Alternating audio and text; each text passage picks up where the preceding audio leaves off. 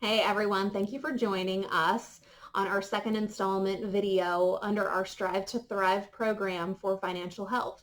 As you know, it is extremely important not only for the economy, but for you in general as small business owners in having what you need to be successful through this pandemic and then on the road to recovery. Last week, we had Paul Worley with us from Tri-County Community College, and he spoke a little bit about assisting individuals with their application processes for assistance monies, stimulus monies, loans. And this week, we have with us Chris. He owns a local business management consulting firm, and he's got some really great insight on things that he has seen and ways that you can be sure that you're ready for what's to come. Well, thank you, Stephanie. We've been working with literally hundreds of small business owners over the past few weeks that have been trying to understand the new normal we've found ourselves in from a business perspective. Nobody was prepared for this, so it's come as quite a shock. And I will say that a lot of business owners have really rallied quickly to figure out how to operate under these circumstances. But the next best step that the presidential administration had passed down was these Paycheck Protection Program loans, which everybody knows at this point the funds quickly dried up. Hopefully by the end of today or tomorrow, we'll see another $300 billion approved by Congress, which will get us to the next phase. But through some of the information that I've heard, some of the banking leaders throughout the country are saying that a cool trillion would be the more appropriate number to get all of the 3 million small business requests met.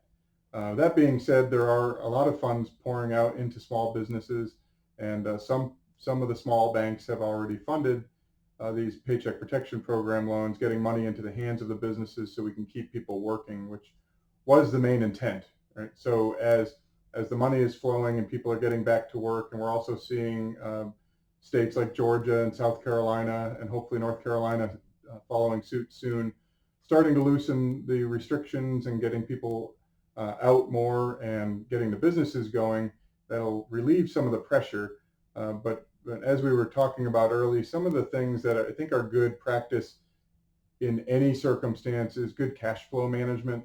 That's some of the things I've been seeing from the small business owners in this area are concerns over cash and cash flow. How are we going to pay the bills? How are we going to pay the rent and the utilities and our vendors and our employees?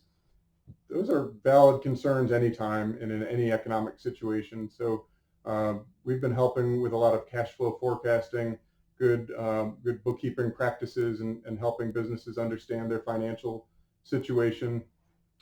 Some of the other top concerns that we've seen are understaffing and human resource issues, laying people off, allowing them to collect unemployment versus rehiring them when the Paycheck Protection Loan funds come in, and how does this all affect their workforce and their human resource policies. So I think the two major concerns that I've seen, cash flow management, personnel management, on the top of the list of the small business owners right now. So Chris, what would I need to do if I was a small business owner here in Clay County to be sure that I'm doing what's best for my staff? Well, we're available as a resource. You see the number on the screen. I'm happy to talk to anyone at no cost or obligation, just to have a free consultation to understand what your needs are. And then, as you said, you had an interview with Paul recently. The SBDC network is available to help with consulting and addressing those concerns. So what I would say is get with a business professional, somebody who understands small business, to just be a sounding board. It's hard to be a business owner and be an island unto yourself. So if you have people who understand the process and understand business operations and may have already been through something like this, we could be a good resource for you. So I would say the first step is take advantage of the resources that are out there. I think the fact that Clay County is addressing the needs of small business owners in this fashion, take advantage of it. It has a trickle-down effect, and we talked about this last week at the chamber. The financial health can trickle down to problems with marriages and problems with families, and I want to try and avoid that at all costs. So don't let the business be a cause of further damage in the home, and reach out to the professionals that are available to help. That sounds great. Well, thank you, Chris. All right, guys, and next week we will be doing another video. Send in your questions. You can do that on the Facebook Messenger, or you can email the publisher of the Clay County Progress. Becky does have an email that she takes questions for us that we're able to turn around on that question and answer section in the paper. So feel free to utilize that access to us as well. So enjoy the rest of your week, and we'll talk soon.